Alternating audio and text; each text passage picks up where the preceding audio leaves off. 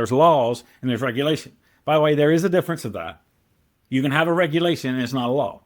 And you can have a law that follows the regulation, but it's more specific in the law. And it's by state. So it gets very complicated, right?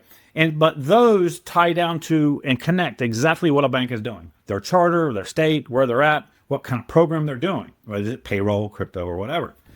Welcome in, everybody. You're listening to Wrestling Payments, a podcast where we help payment professionals contend with the challenges of modernizing their payments operations and identifying ways to build for the future.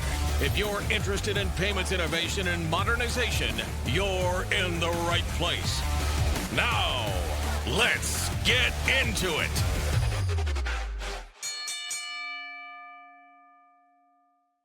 Oh my God, I can't wait. This is going to be a super interesting episode. Welcome to Wrestling Payments. As you know, I'm a wrestling fan, and our guest today, Travis Dulaney, is going to talk about the good guys with what he's doing, and I'm going to just kind of sit back, prompt a question from time to time, but let him go. And my first question is, we asked this to everyone. When you were a kid, did you plan on growing up and being in banking or financial services? Does anybody? It's funny because growing up, never kind of wanted to be in banking or payments. It kind of, there's a saying in Taekwondo, actually, first you get into Taekwondo and it gets into you. And it's kind of like payments, right? It's kind of a little bit of a curse that when you get in, you just can't get out. And so I think that's what happened with me. But I have some fond memories that make me focus around community banking a lot. And so that's one of the things. I did grow up in a small town with community banks were the anchor. And so I've got a passion for trying to help them. And excellent. Before we get too deep, this is, kind of a take on wrestling, professional wrestling and payments. Growing up or even now, do you have a favorite wrestler? Well, growing up, it was probably more of the bad guys like Ric Flair or Junkyard Dogs, right? So. Yep. That was probably more my flavor at the time, but I was probably 16 at the time too. Excellent. That's okay. It's all good. We're all 16 at heart somewhere. But so we were just doing the pre-interview part, and it was such a great story. I had to stop and say, let's start rolling. So I'd love to start when you first got into financial services. Where were you? And then if you could jump to the most recent history. Love to hear. This is everyone, you're going to love this story. All right. Well, thank you, Joe. I appreciate it.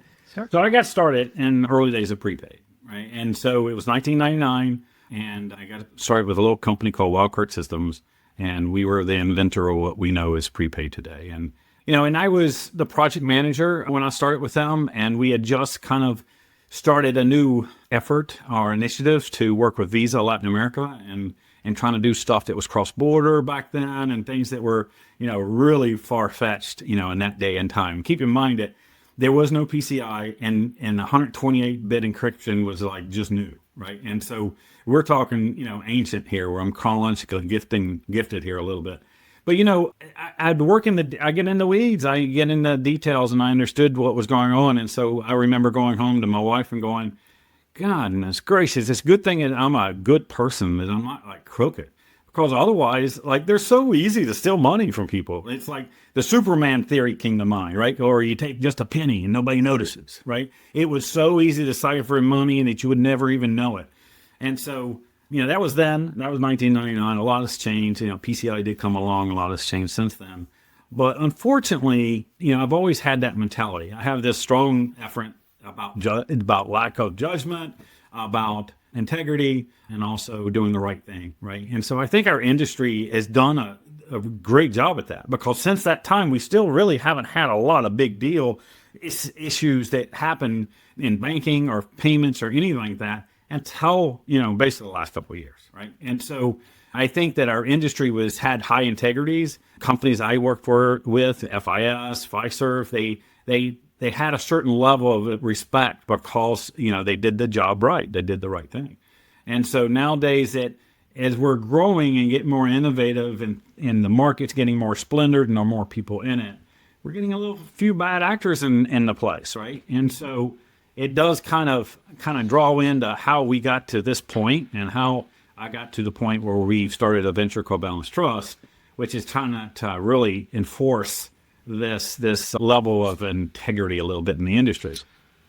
And BalancedTrust, when were you established? And if we were in an elevator together, what's the elevator speech?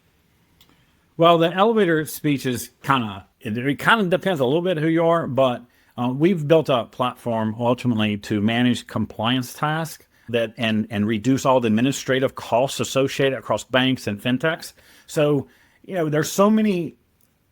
So I almost have to go back and tell you a quick story here, Bennett, and that is, so my previous startup was called PayFi. I started as Push Payments. We ended up as PayFi, and we sold in 2020, and I exited in that year.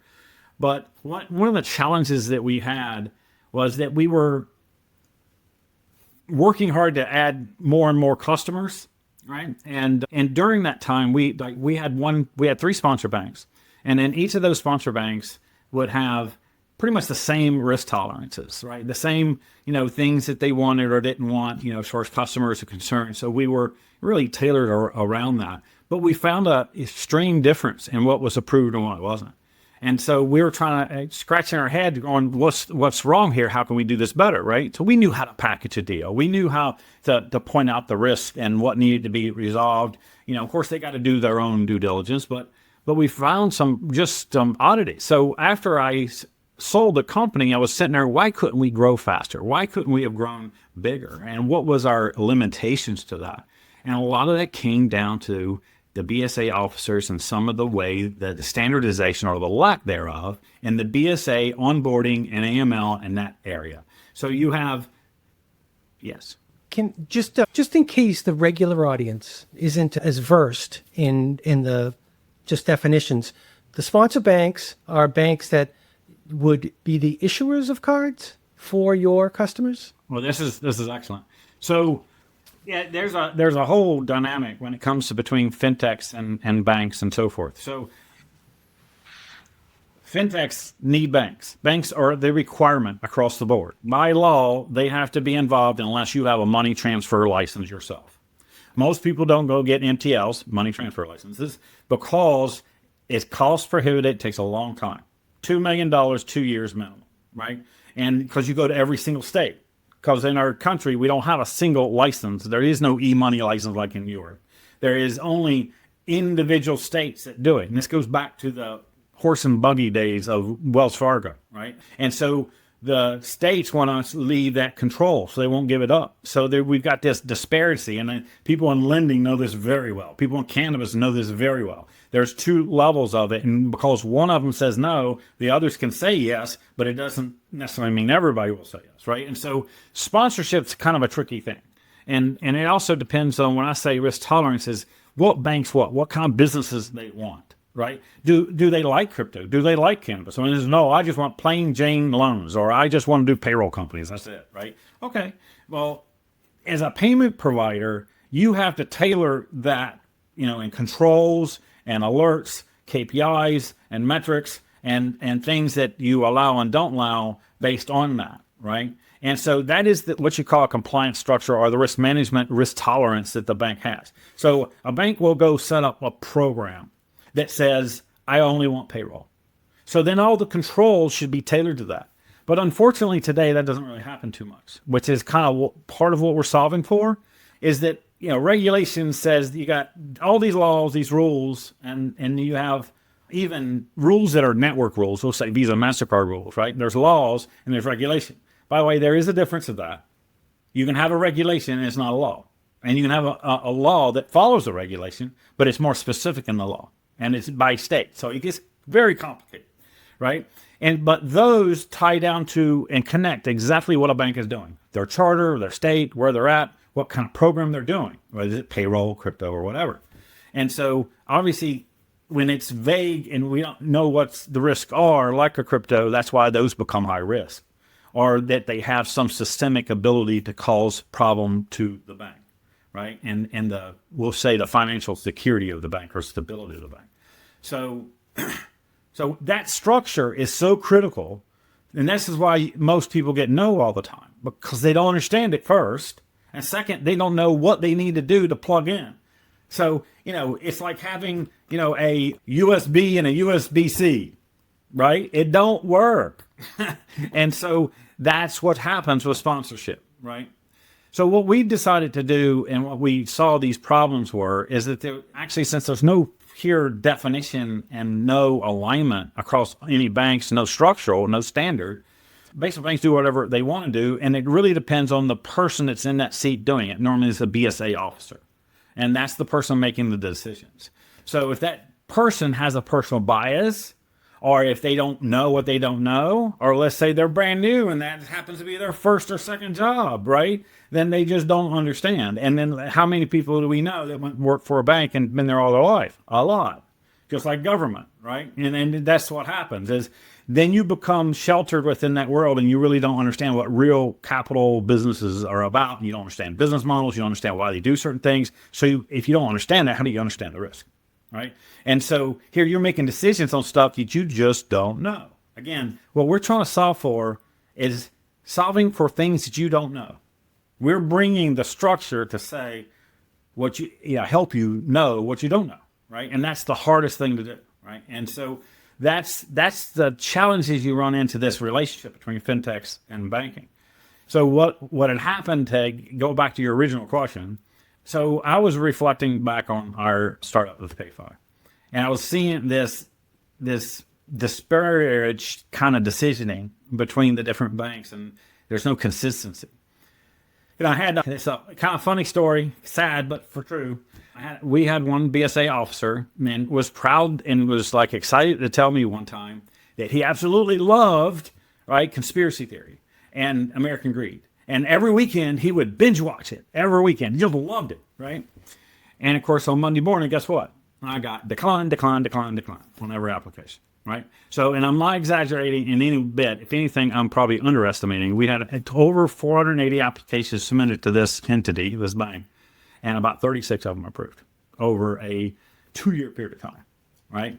And so that gives you an idea. Now, I could take that same 480 applications, and I could go to another bank, and they might approve 300 of them, right? But if I'm also not matching their risk tolerance, they would approve none of them. I wouldn't get in the door the first time, right? If they're doing their suitability checks right. So that's the kind of environment that we've got, and what we realize is in the end, there's no standardization around this. Everybody's just kind of doing whatever they think they should be doing, right? Which is all a personal bias aspect of it. So about that time, this is after I ended up taking on 2 CCO roles, Chief Compliance Officer roles, with 2 fintechs that were working with me as my previous. They basically came to me and go, can you help me get a bank sponsor? Sure. Okay. Well, show me your compliance rigor. Show me what you've got in place. And they had nothing. And I'm like, oh, no wonder you're not getting a bank sponsor, right? Because they're looking at you going, this guy don't know what he's doing. Go on. Can we pause there just for a second? So I imagine this was back in 2020. We're 5 years later. I know that, well, I'm going to guess in 2020, there are a lot of fintechs who could do magic with the computer. But when it came to compliance and bank compliance, they would probably say, well, what do you need me to code? I'll code it. What do you need me to code? Was that the case? Is it still the case? Yes and yes. I mean, so the problem is understanding the dynamic between what an entrepreneur's job is and what they're really trying to do, and what a bank, they're opposites, right? And so if you're a CEO of a fintech startup, your job is to get customers and get more of them and more of them. If you're VC backed, especially, faster, right? Period. This is why there's morality breaks.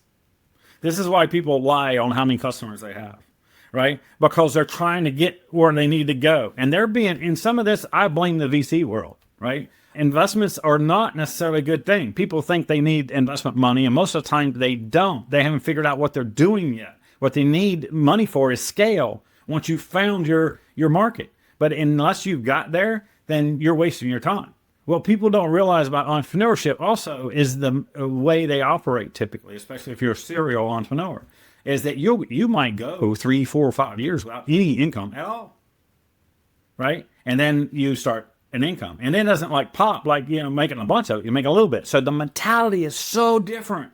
It's survival. It's scrapping, right? And so as a CEO, your last thing is, oh, you're annoying me. It's like, I can't pay attention to that because the only thing I can pay attention to is creating revenue. And so that's all the time you have in the day. So you have to have the right staff, the right people that are going to help those things, right? Now, who can afford, $150,000, $200,000, $250,000 chief compliance officer when you're scrapping and you can't even pay your own personal bills, right? So when you start looking at that dynamic going, what the heck? How do you do that? The only way is people get so much capital, they just get lucky. And they throw enough money at it that they get some kind of lift and enough customer base they can get somewhere, right? And so that's why you only have 1% that actually ever do anything. Go back in time. Look at all the ones that we've ever talked about. All the top 10 and top 20 fintechs, most of them don't exist anymore. And if they have been sold fire sales, most of them, right? And so, and I would say, like, I didn't bring mine to a unicorn level. I saw what was happening, and so I was strategic enough to know what I needed to do from a timing of what's going on in the market, right? And so that's just being a smart business person. But, most of them are out of school, just coming out of Y Combinator, and they're just hungry, And so that's the challenge. It's a very different world. So there are two different kind of players there, right? And so we saw this disparity of what's happening, and I actually ran into one of my co-founders now, which is basically a former OCC regulator.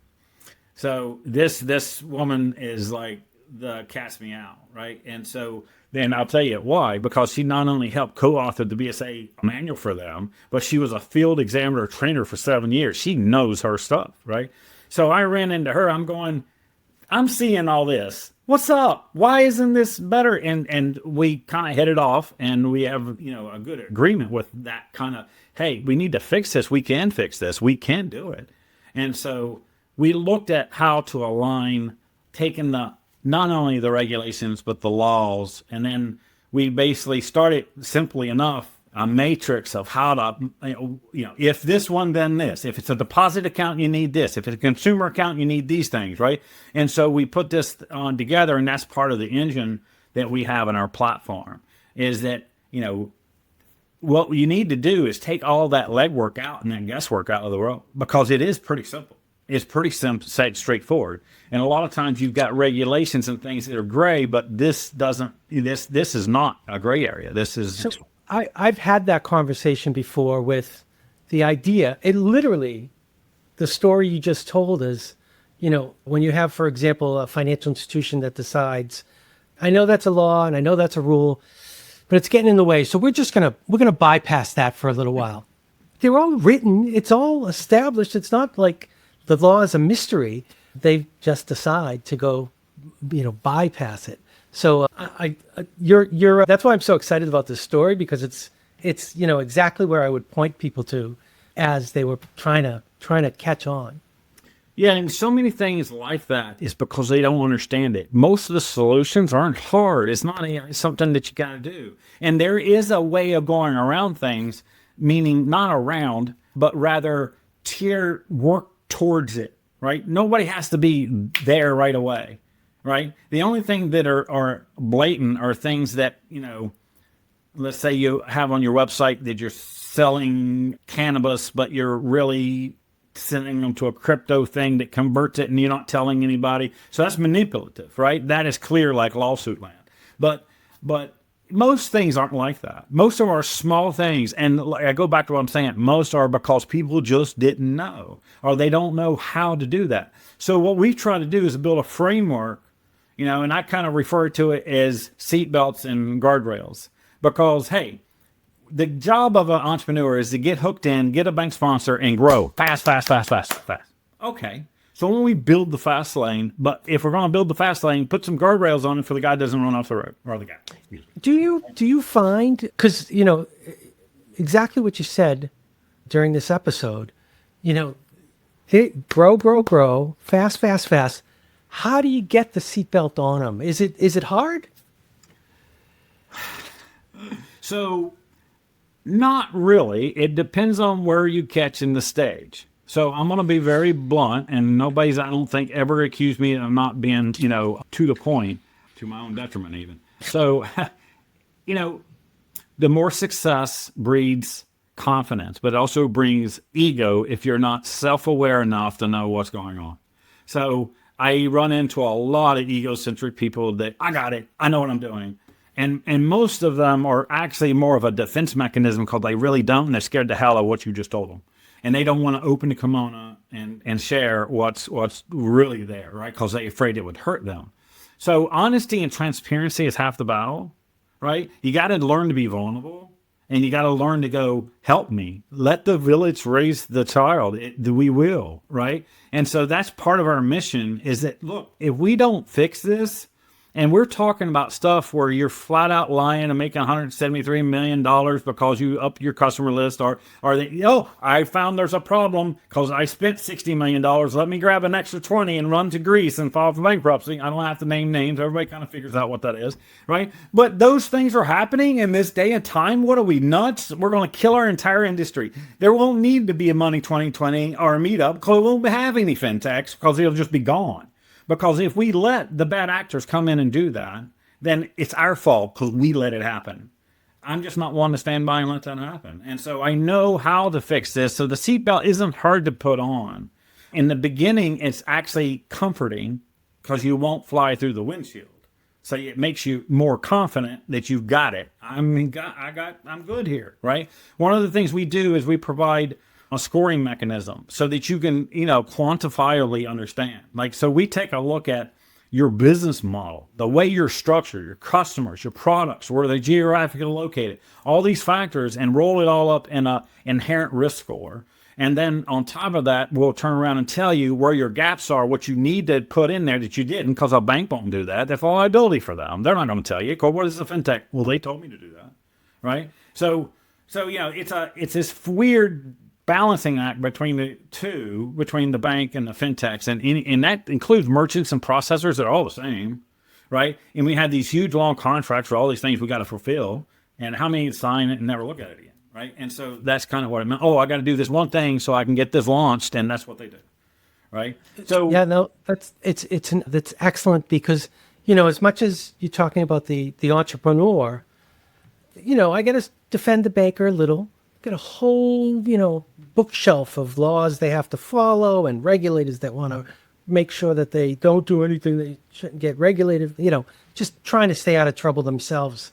And I hope I didn't interrupt you, but how long have you been running as BalancedTrust? So BalancedTrust has been active for about a year. Right. And so I was incubating it for a good 2 years before that. So we probably interviewed close to 120 some odd risk managers and understanding their pains and what do they do on a daily basis and what should they not be doing, that type of thing. So we're trying to eliminate all the administrative burdens and the task in between. Right. Because we found people running their BaaS programs and emails, and they had separate emails for every customer and then a spreadsheet for each one on the task list of things and it was like, and that's ridiculous, right? And so we've only been, we've been out there for a year. Our product is coming to the market now, which is our software product. And a software product that actually supports both the fintech and the bank side from a risk standpoint or from the compliance testing standpoint, right? Yeah. So next month, we're going to be rolling out a free service for fintechs and crypto companies that allow them to give them a roadmap of this is what you need to do to be compliant. And so all they got to do is upload it to the right bucket in the folders. That's all it really amounts to. It's a free service. You can keep it in, and then they can share it with banks so that banks can get it in the way they're expecting to see it. Remember, you guys talk two different languages, right? Yes. And so you need to have a translator most of the time. That's why most people get a consultant or somebody else to kind of work with them. But you don't need to do that if we're trying to give you the roadmap of how to say it, what to do, and show you your gaps so that you can identify them to fix those, right? And then ultimately you end up with a performance score on how well your compliance is actually managing that inherent risk that you have as a model. And so that helps the bank then make a better decision, right? So the better job you do on that, the more easy path you got on growing and scaling. So in short, we help everybody scale their programs. Yeah, no, it's excellent. I asked that question because I wanted to know if along the line anyone's ripped off the seatbelt and said, I got this now. If they haven't. Not after the fact. Most have been confident because the seatbelt was there or that the guardrail was there. Because it creates a level of confidence that, hey, I'm not going to run off that ledge that I see is a 100-foot drop, right? And so banks to go back to your point and defend on the bank side, this was a little slighted to explain some of the dynamics that's going on, but at the same time, banks have a rough road. People don't realize it. Mm-hmm. And there's a small margin there that they're working on. And at the drop of a hat, they could literally kill a 100-year-old business that's a family business that's been around forever, right? Mm-hmm. And those banks are so critical, especially community banks, to those neighborhoods and the communities they live in. That is their only source of getting money in and out. And most of these people grew up with them, went to high school with them, got their first mortgages, put their kids through college. I mean, this is a family business, right? And so it's different. It's not big corporations. It's not like Bank of America and all the big guys. That's a different thing. It's cold. That's very business-centric. But these are small businesses that live in these communities, and they're not also used to some of this dynamics that come in from the big city, for lack of another way, right? And so what we're trying to do is protect them at the same time so that they can prove to the regulator, look, this is everything I've got. I'm checking everything like I should be. And the biggest failures are, and this is what was in every single consent order, and this is why NEACH is coming down with third-party risk too, that is third-party risk management. Because what happens is crypto came along and they didn't have legacies to plug into, right? So in payment world, legacy world, we'd plug into an existing rail or something, right? Mm-hmm. They didn't have that. So 3 or 4 of them would get together and go, I'll do this, I'll do this, I'll do this. So it became a conglomerate that's doing the business, and nobody did due diligence. They were just like happy to find a partner. And it works. Look, it works. And then one got customers, one moved the money, right? And so guess what that's called? And that's the processing and the regulator viewpoint, because it's actually processing for somebody else that you don't know is available. And so when that comes together, we ran into this, and this is part of our kind of claim to fame. We got pulled into some of the highest risk, crazy stuff. One of our customers was a Lithuanian crypto bank that Visa wanted us to kind of fix because they were doing good, but they were not doing it right. And so we had to fix them. So we did, right? And so everybody's happy, right? And there was a couple parties in between that chain there a little bit, right? But so that's the ecosystem, right? Because if you think about the network, the banks, the processors, and this was a merchant processing account. This wasn't even like a fintech relationship, right? So, merchant acquiring, fintech relationships, where you have that direct relationship and ACH and so forth. So payments as a service, banking as a service, all those labels we put on them today. That's the arena all this can happen in. And so that's where we're trying to just keep you on the road so you can grow and make some money. Yeah, no, we got introduced and I asked you a few questions. What a great story. I love what you do. I think the industry wants it and needs it. And if they don't know they need it, they need it. I mean, we've run into so many stories of fintechs who had, maybe had a great idea, didn't know that connection, didn't know compliance, didn't know risk management. They just knew their product worked. So you would be super helpful for them. Any, off topic, we didn't talk about this beforehand. Any comment on the rise of stable coins in the US, the energy being put to that? So I will only preface it with this piece of it, because political stuff aside, right? Because that's getting a lot of attention because media likes to sensationalize anyway. But so I actually think it's a good idea because this is why.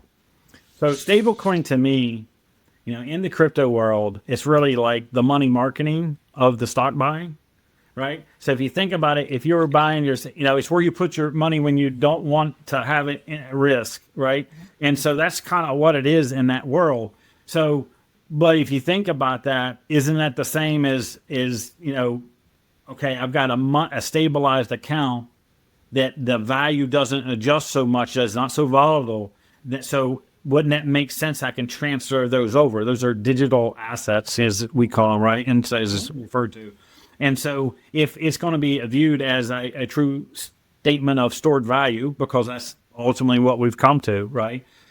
To me, I think that what we're moving on the cusp of is where it'll be normal for banks to take deposits in USD or form of digital assets, stable coins, right? Why not? It's the same as having a deposit of USD cash, right? And so the new thing is different is this digital, and it's then backed and supported. So, that to me, that's why there's some value to it. And some of them actually do, depending on which one you're talking about, peg them to, certain assets. Like we started in our USD, if you go back and look at the history of money, the gold standard and stuff that we actually don't have anymore. I think Ford administration or somebody released it, or Carter, I can't remember. But that's to me, it's very similar. I look at correlations and how things behave the same, like the whole story. It looks like a duck, quacks like a duck, then maybe it's a duck, right? Yeah. And so to me, stablecoin, I think, is a good leeway. And it's also, to me, the olive branch, or, the initial thing that allows crypto and legacy finance to start blending.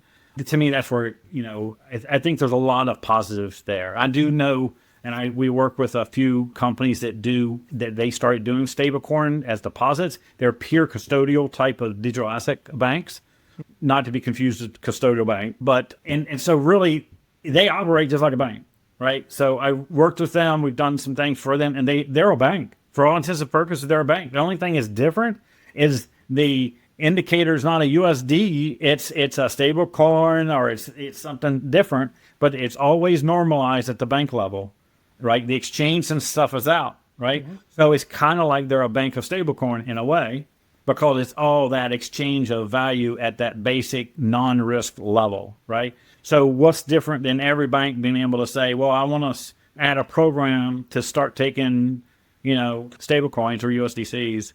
Why not? What is it going to hurt? And so then the key thing is, like anything else, risk is not bad. It just needs to be managed. Managed, yeah. Right? Excellent. All right, I have a super advanced question for you that I've never asked anyone else before, but I think you have the background for it. So at NEACH, we spend an awful lot of time talking about faster payments, RTP, and FedNow. I'm sure you know about them. And the conversation always goes like this. Oh, FedNow, really good. RTP, really good. Oh, they're based on an ISO system. ISO is an international standard. How come we can't send international payments? But from a card perspective, a USDC perspective, stablecoin, you I imagine have done international. You talked about Lithuania. Does it solve the international problem with a stablecoin? Oh, I think stablecoin will be the cross-border standard. There's a reason why Swift is moving to it too, right? Yes. They are the standard today, Yeah. and they just adopted it. And from my understanding, all you need is the wallet on both sides, right? Well, you need an endpoint. So when you say all you need, obviously I got to speak from the risk and compliance standpoint. So remember something from a bank viewpoint. The two main things you got to realize in any kind of movement of money, right? And the first one is source of funds. Where is it coming from? Normally, they're less worried about where it's going to, but that's because the ACH and stuff, the way it worked, it was just more worried about where it came from. Like, is it terrorist money? Is it dirty money? What is it? Right? But the two matters too now, right? So this become higher in the importance level. But that's why what I talked about before is when you look at a fintech, right, you go on what products and services you offer. Is it a deposit? Is it a wallet? Is it a prepaid type of product? Are you just moving money from left to right? Are you holding it? Are you sending it immediately? All these factors matter, right? And so the source of funds is about where's that money coming from, right? And you're supposed to back up through all the B's till you get to a C, if there is one, to the top B. That's where the nested thing can come in, and that's where the third-party systemic risk comes in, right?